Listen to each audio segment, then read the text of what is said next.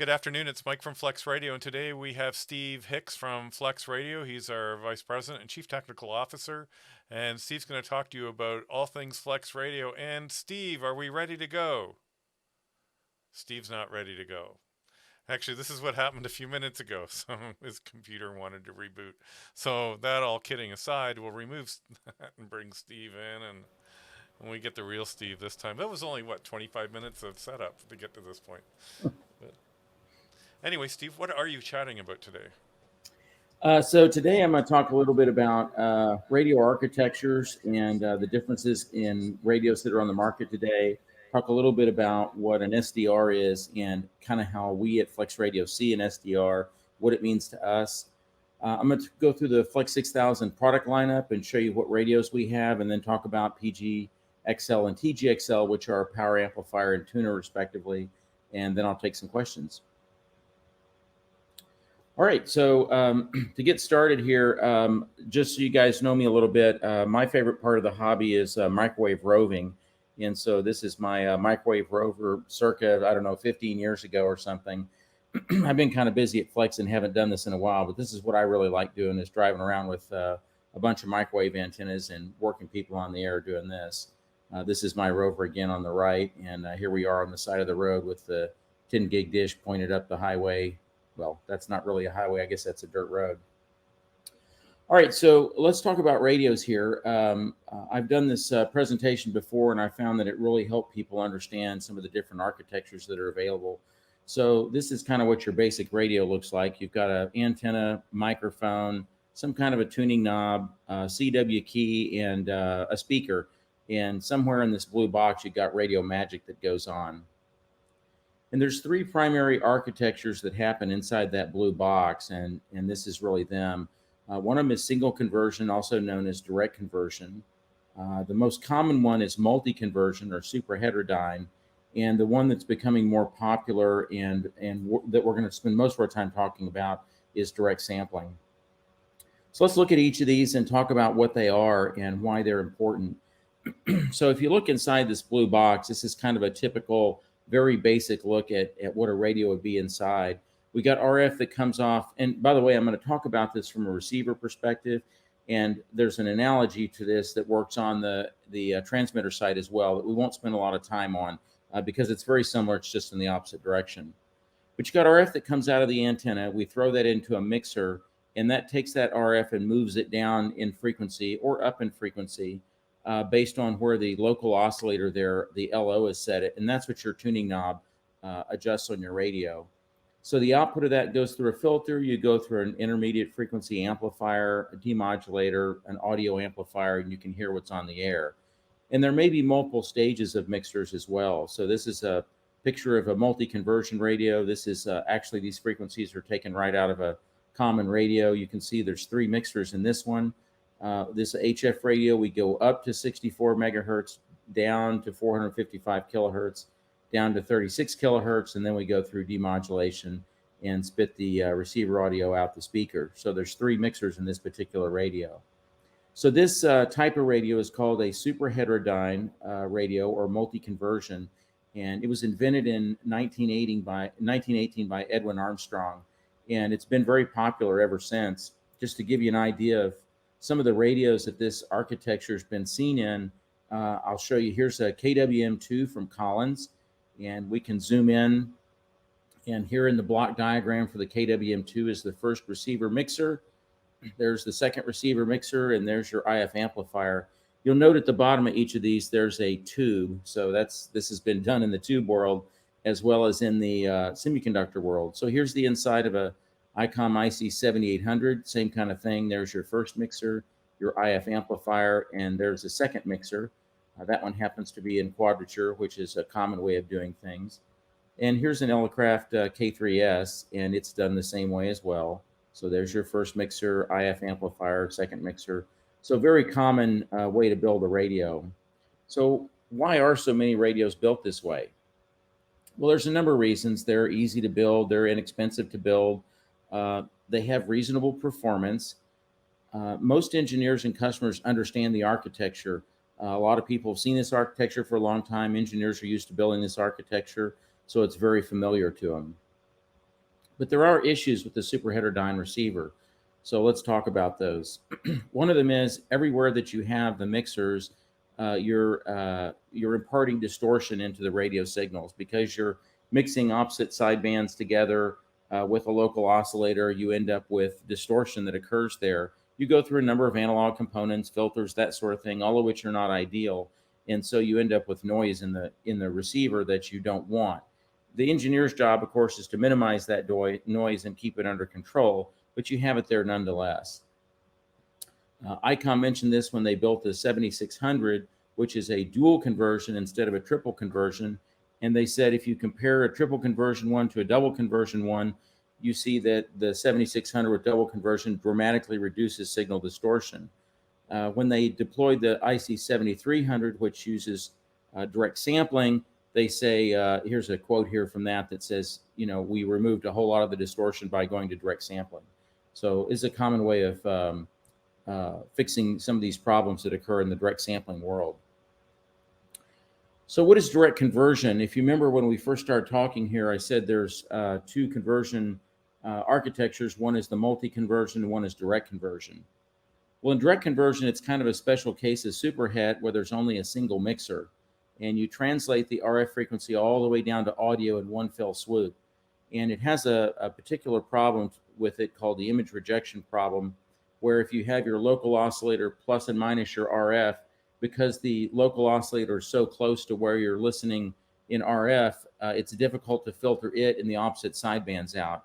And so here's several radios that are built on that architecture. All of our early radios use this, the SDR 1000, Flex 5000, 3000, 1500, as well as the KX3 and other radios. So what we had to do at FlexRadio is develop some custom software, signal processing software that removed those opposite sidebands and kept them under control. But still, the ultimate way to do this better is direct sampling. So we'll talk about that in a minute. If you take one of these radios like a direct conversion or a Superhet radio, and you want a second receiver, what do you have to do?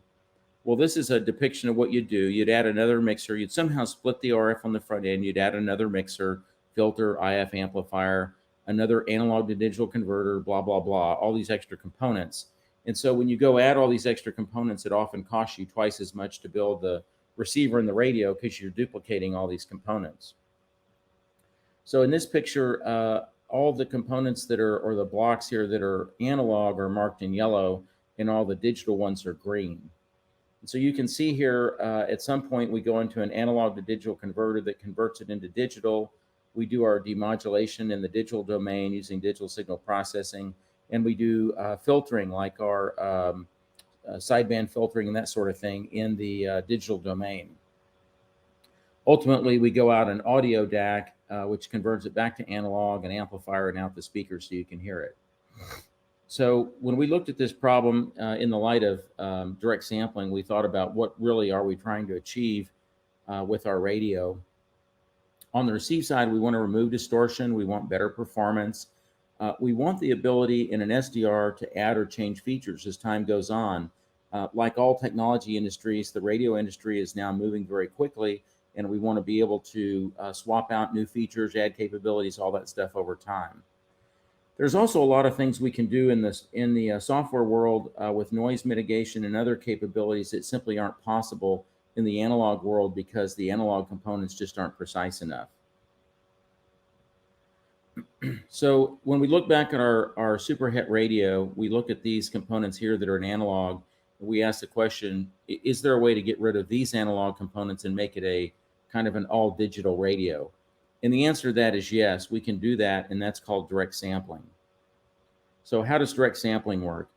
In the direct sampling world, we take an analog to digital converter now that's not just in the audio realm, but one that's in the RF realm that can sample at hundreds of megabits a second and capture a sizable portion or all of the RF spectrum and convert it into the digital domain.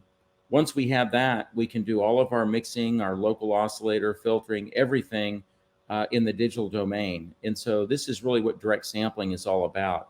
And there's a lot of benefits to it, which we'll talk about. So why has it taken so long for direct sampling to enter the amateur world, and why isn't everyone doing it today? Well, here's an example of why. If we look at this analog to digital converter in our Superhet radio, we might operate it at 192 kilohertz or 36 kilohertz or something like that.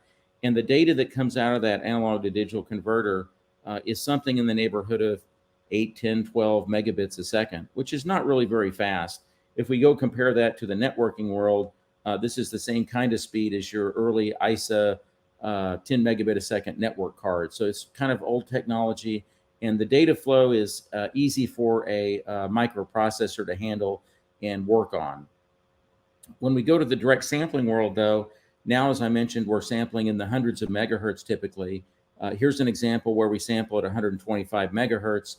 Out of the back of the ADC, then we get 250 megasamples at 16 bits, gives us 4 billion bits a second worth of data. That's a lot of data. So just for comparison purposes, that's the same thing if you have a 100 megabit network in your house, is 40 of those full of data, or if you have a gigabit network in your house, 4 of those full of data. So that's a tremendous amount of data, and it's not something that you can handle in a microprocessor. So we need some new components and new technologies in order to perform direct sampling. The other neat thing about, or another neat thing about direct sampling is that if you want another receiver, you just have to add more math and more computations in the digital domain. You don't need any additional analog components. So here's an example where I've taken the output of the ADC, that 4 gigabit data stream, and copied it to 2 mixers, and then I run it through filters and DMOD and all that stuff. And so this allows me to put multiple receivers in the same radio, and each of those receivers are full performance receivers, just as good as the first one. So that's a really neat benefit. So what are some of the other benefits of direct sampling? Well, we can minimize the distortion because we put the ADC directly on the antenna or just behind the first amplifier without all the other mixers and that sort of thing. So this gives us the best signal clarity that we could achieve. We also, as I mentioned, we could put as many receivers, pan adapters, spectrum scopes, whatever, as we want, as we have capability for in our digital hardware, without losing any dynamic range or performance or anything like that. So this is a huge benefit. We do get extremely high dynamic range out of a receiver like this, which allows us to operate in bad conditions. So you can have very strong and very weak signals next to each other and still be able to pick out the weak ones. There is a lot of flexibility in a radio like this through reprogrammability, and it's really the ultimate SDR. And I'll show you some pictures a little later on about why this is and what pieces of the radio are reprogrammable and why it's important. The biggest drawback to this kind of radio is it's very technically challenging to design. Because of the high data rates, you have to use special digital components in order to operate on a radio like this, and your engineering team is a completely different team from the guys that did your analog front end. So you kind of have to change out your whole engineering team to make a radio like this. But don't believe me. Here's another quote from ICOM when they came out with a direct sampling radio. They said, "This system is leading technology, marking an epic in amateur radio." So as you may know, we were one of the first companies to come out with direct sampling in the amateur world, and several other companies followed after that. So the good news here is this really is the future of ham radio, and all the radio manufacturers know it, and they're all gravitating towards this. So the ones that aren't here yet are working towards getting here.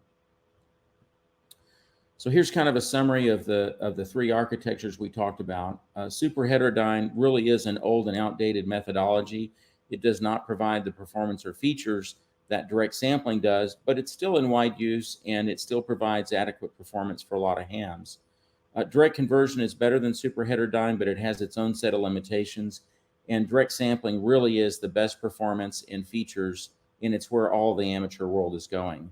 And as I mentioned at the start when we talked about the receivers, there are analogs for this on the transmitter side called direct up conversion and all that operate in the same fashion as the receiver, which we could talk about if we wanted to take time to do that.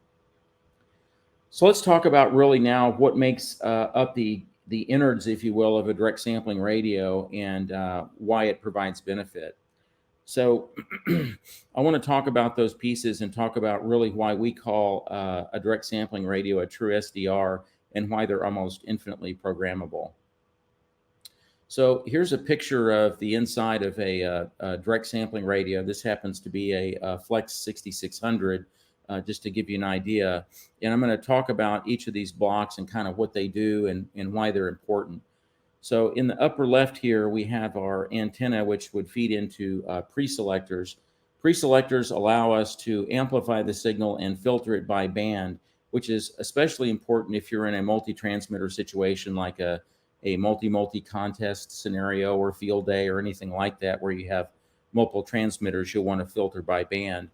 And then that RF signal goes into your wideband sampling ADC, which would operate somewhere between 60 and 250 megasamples a second, depending on the kind of radio and that sort of thing. There are actually ADCs that operate much higher in frequency, but they cost quite a bit more and to date have not made it into the amateur world. The output of the ADC, which is all digital data, then goes into what's called an FPGA, a field programmable gate array. And this does the down conversion into individual receivers. It also has a fast Fourier transform, which is essentially a mathematical way to convert time domain data, like sine waves off the air, into frequency domain data, which would be what you see like in a spectrum analyzer. So it's a spectrum plot. And we also do up conversion in here on the transmit side, which would then go into our digital to analog converter and ultimately into our power amplifier. In a Flex 6600, the output of the FPGA goes to an Ethernet switch, which allows us to send a lot of data around inside the radio. So if you have an Ethernet switch on your desk at home, we have a similar thing actually inside the radio. And on the far right here, we show the baseband processor, which is a microprocessor, and we show all the different things we can do in there. We do filtering, which would be your bandpass filtering that you'd use for sideband or CW or any of that. All those filters are implemented here. We do the modulation and demodulation, so the differences between AM, FM, sideband, all that are done inside here. And then there's control, communications, and visualization to help with, see what you're doing and control the radio. And then in the lower left here, we show the clients that can connect to this Ethernet switch, which might be a iPad client or your Windows client or anything else that wants to control the radio. So if we go then and highlight these pieces and talk about what's programmable, everything here, the pieces that are in yellow are programmable, and then we can run software, which are the red blocks. So you can see the bulk of this radio is reprogrammable. The ADC and the Ethernet switch are not, and the preselectors have bandpass filters in them, but all the rest of the radio is completely reprogrammable. So this means that as new bands are introduced, provided we don't have to change the filters for them, or if there's new modes we want to create or anything like that, those can all be reprogrammed in the radio. And this is what has allowed us over the last 10 years to add gobs and gobs of features and functions to the Flex 6000, some of which weren't even comprehended when the radio was initially created.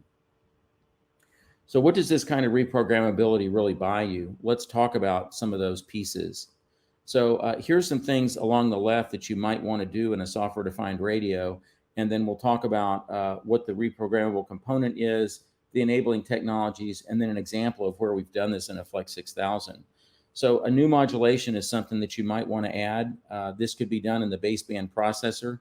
The Flex 6000 and SmartSDR have what's called a waveform API that allows those to be added either by FlexRadio or by third parties. And an example of that is the addition of Codec 2 or FreeDV to the Flex 6000, which was something we did several years after the introduction of the radio. We added this new modulation scheme. Another example might be new filtering. So we could do those in the baseband processor as well as in the FPGA. And we've added a number of new filter sharpness settings and latency settings that let you adjust the filters in real time in the radio. Let's see, remote capability. We knew when we created the 6000 some 10 years ago that we wanted to enable remote, but it took us some time to get that software completed.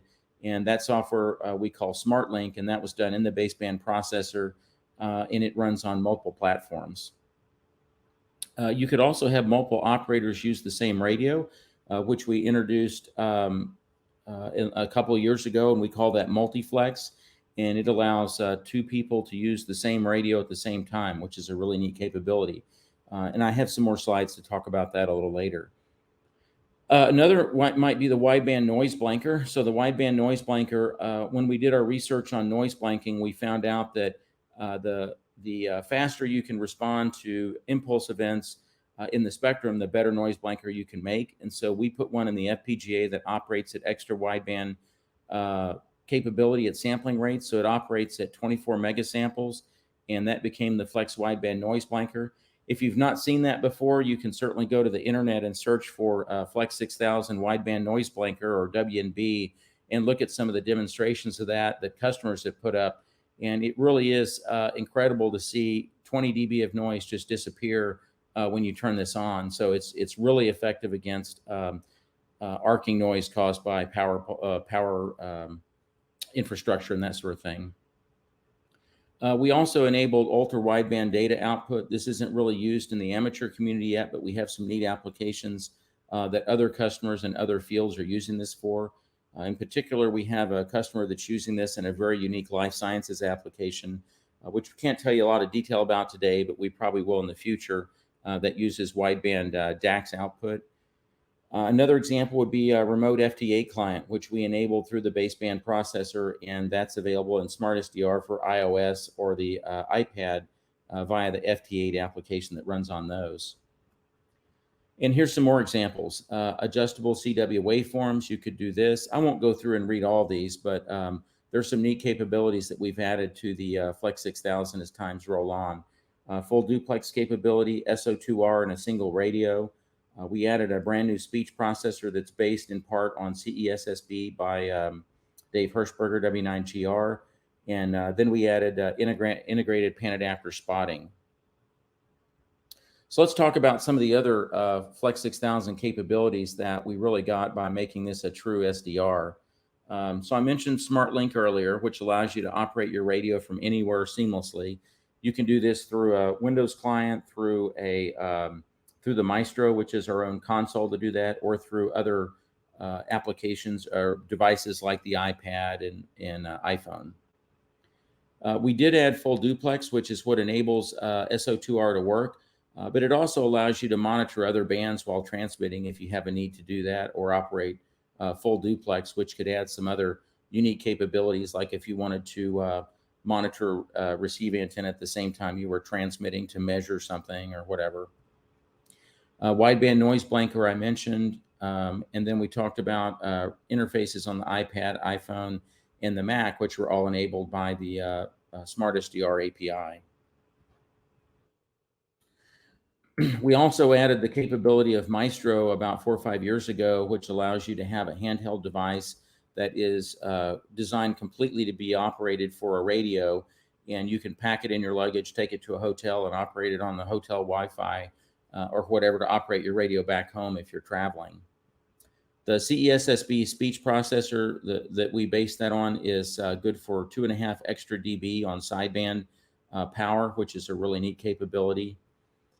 MultiFlex, which I mentioned, allows you to have 2 operators at once. So we'll show a little bit more detail on all these as we go forward here. Okay, here's the CESSB speech processor. As I mentioned, Dave Hirschberger approached us at Dayton in 2013. We worked with him to create that algorithm, and it provides excellent speech intelligibility with a 2.5 dB average power improvement on sideband. So it's almost like you have a 200-watt transmitter instead of a 100-watt transmitter in your radio. And the details of this algorithm were originally published in QEX, and as I mentioned, we made some modifications to that. We also have advanced filtering, which we allow you to adjust in SmartSDR. So the green line here shows an INRAD shape 2.1 filter, shape factor filter, which is considered a really great analog filter that's available on the market. The blue shape factor here is for a digital filter that's a 500 hertz filter inside the Flex 6000. So as you can see, we can achieve much better filtering in the digital domain than what you would normally see in the analog domain.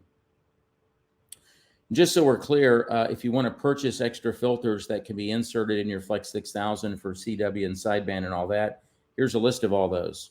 You don't have to purchase any of them, again, because they're all in the digital domain. Another thing that we've done in the Flex 6000 is we spent a lot of time working with visualization. And the idea behind visualization is that it gives you awareness of the band that you wouldn't be able to get any other way. So here's an example of actually working a station using the pan adapter and using the PAN adapter information to decide how to work the DX. So let's go zoom in here and look and show kind of how this works and what this is like. This is TL0A, and here he is, the DX station. He's saying thank you at this point in his call sign. And then just above that in time, which is north or up in the display here, you can see all the stations respond to him and try and work him. Here's the pile up there. And they're all working up from him, of course. So you notice there's this clear area here, and so it's a good place to insert your call. So here's somebody who inserts their call there, and then TL0A works him, says, hey, you're 599, and then you can see the response back here, and then at the end of the person working him, they say thank you, and you can see just above this is a great location to drop your call in. So this is all very visible. If you're watching the PAN adapter, it shows you where to do this call drop. So if we go back here a little bit, you can see what happened here. In this time area, you can see that the only people transmitting are the guy that he's actually working and some guy way over here right below the R in K5FRS. This is a guy that I guess didn't know that he didn't actually get called. But you can see who he's working, and that allows you to drop your call in here. And that's a unique capability that a good PAN adapter and waterfall can buy you. So you could work him next right up here and drop your call in after this guy. So I mentioned SmartLink earlier. SmartLink allows you to operate your radio remotely. Here we show you using a Maestro to operate your radio over the internet. It's a really neat capability. You could use a Maestro. You could use a Windows laptop. You could use a Mac laptop. You could use iPhone, iPad, any of those devices to use SmartLink to get back to your radio and operate it from anywhere. And Flex really does have the easiest radio to operate remotely. MultiFlex, which I also mentioned earlier, allows more than one operator to operate your radio at the same time. Now, of course, you only have one transmitter, so one person needs to be listening while the other's transmitting, but it does provide some unique capabilities. If you have, let's say you have a relative that wants to try out ham radio, you could give them access to your radio to be able to listen to it while you're operating at the same time. You could mentor somebody this way, be an Elmer for somebody. You could even work a multi-single contest this way with each person listening on a separate band and swapping back and forth on the transmitter. So here's some other key features of this. As I mentioned, you can connect 2 clients to one radio and share your radio. It does reduce your station cost in some situations. For example, if you wanted to operate multi-single regularly, rather than having a complete other radio that you would operate with somebody, you can have your friend just bring over a Maestro or a computer and sit next to you and operate at your place, or even remotely. It really is a one-of-a-kind capability.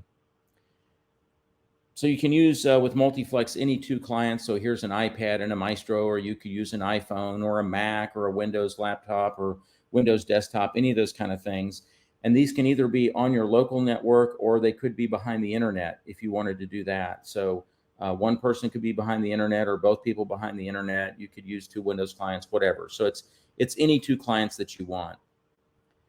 And as you can see here, the radio that I have on the lower right is either a Flex 64 or 6600 without the front panel display. If you're using the front panel display, that counts as one of your clients. So you could use that locally and then have another client remotely that you use. Another neat capability in the Flex 6000 series is the integrated digital capabilities. So we have a DAX and CAT that are both available over the Ethernet that show up on your Windows desktop, so you don't need any kind of external interface in order to make any of those work. Here's an example of somebody doing multiple WSJT applications in the same radio. So you can see over on the upper right-hand corner, I've got my Flex 6000 running Smart SDR, and I'm showing multiple bands here. I've got 10 meters, 6 meters, and I think the upper right there is, what is that? Oh, it's another 6 meter band. So you can have any 3 bands up here or 4 bands on a 6600 and bring up a WSJT window for each one of those. And anytime you go click in any of them to work somebody, the transmitter automatically shifts to that band and you're able to work that station. So that's, again, a very unique capability that you have with the Flex 6000. You can also run FT8 with this radio, of course, using WSJT on a Windows box, but we also have it integrated in both the iPad and the iPhone. So you can do this without a PC. You can call CQ, display all that in your PAN adapter, mark your stations, and log them within the iPad. So here's how that works. You can pull up the SmartSDR iPad application. Then you go tap the FT8 window down here and pull it up, and it'll show you all the stations that are currently available there. We can zoom in and show you, here's multiple stations that are on FT8. And then you can bring up the window to work FT8, and here you go, actually working somebody. This is DL8 MRE who wrote this application, actually working somebody. So that's a very unique capability. And then here's a logging window to show you actually doing the logging. So this is the first ever mobile platform for FT8 available on a 6000. All right, so I've mentioned some of the, this actually says available later this year, but it's available now. Okay, so I mentioned before, there's several Flex radios. There's 3 key models, the 64, the 66, and the 67. And both the 64 and 66 allow us to put a front panel display on those, which is what we show here with the M. So we'll talk about each radio one by one to familiarize you with what's available. In the 6400, we have what we call one SCU, or signal capture unit, which is kind of the third line down there. And that means you can listen to one antenna at the same time. Now, that may be a multi-band antenna. For example, you could use a multi-band vertical wire antenna, a trap beam, or anything like that. And then if you look on the top line, it shows you the number of receivers or PAN adapters you can have, and that number is 2.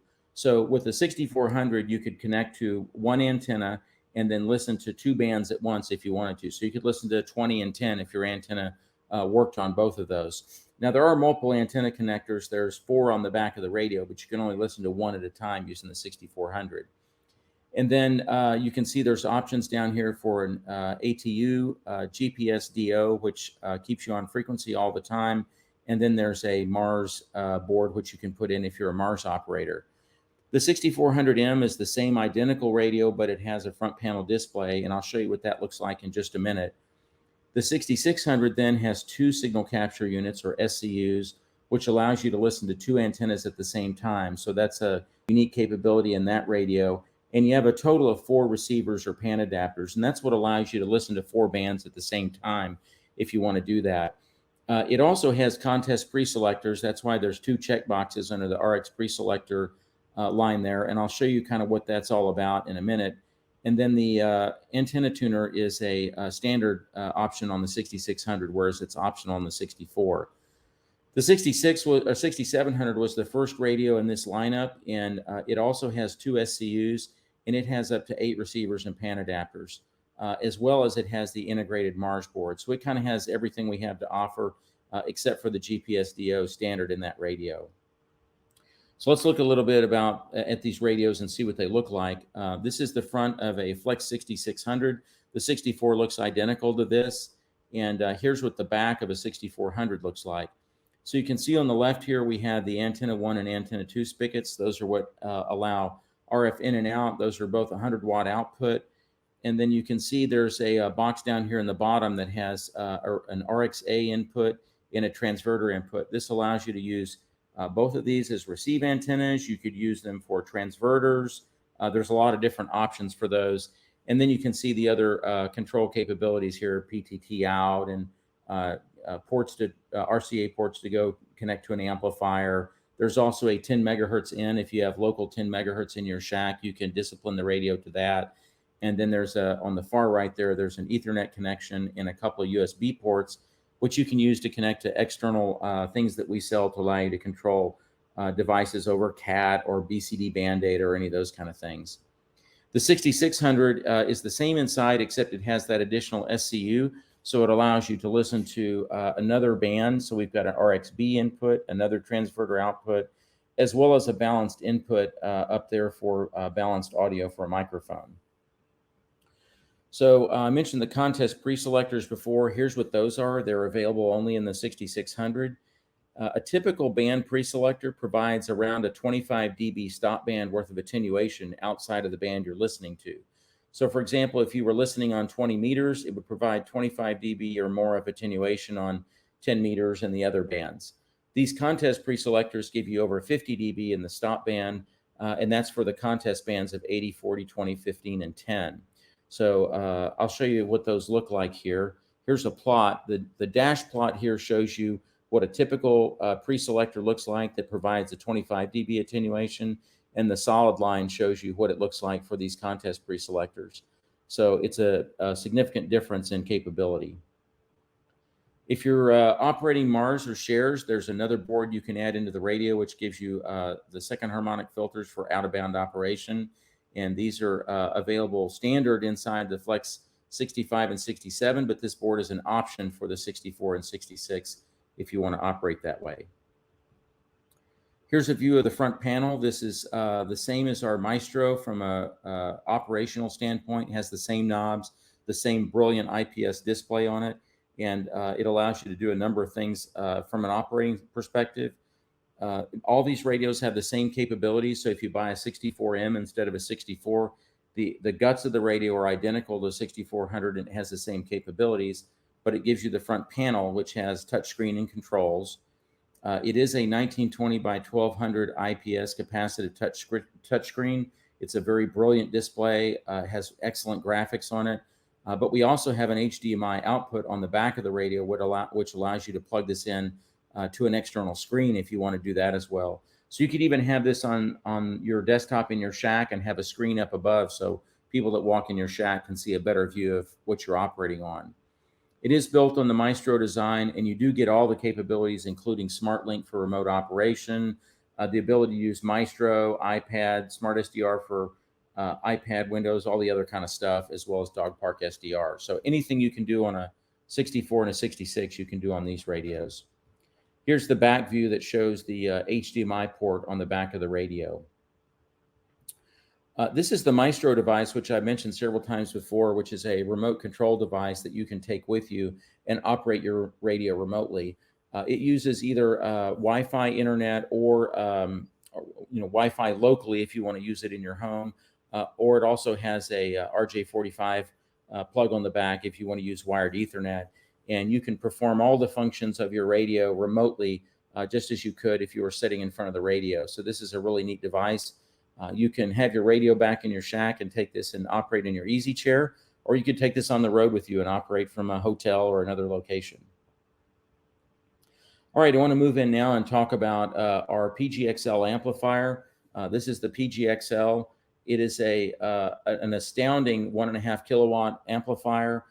It's designed internally to operate up to 3 kilowatts. Of course, it only put out 1.5 kilowatts, but it's just to show you that it's designed well, and it kind of loafs along at 1.5 kilowatts.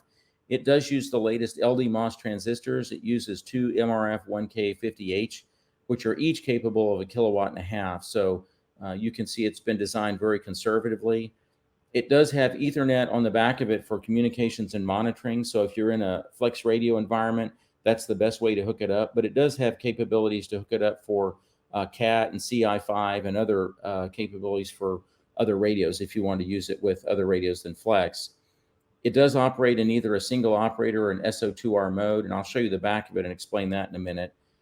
Another unique feature of it is it has the MEFA dynamic efficiency adjustment. So if you're in CW, it'll save power by operating in a more efficient mode than it would if you're in sideband, for example. And it does have a very unique low-pass, high-pass filter network that directs the harmonics of the transistors into a load instead of back into the transistors, which makes the output very clean. Here's the back of the amplifier. You can see there's 2 inputs and 2 outputs for it. This is what allows it to operate in SO2R mode, but you don't have to operate it that way. You can operate it just in single user mode as well. And then in the lower right-hand corner, you can see the heat sink that's available, and then the fans blow through that.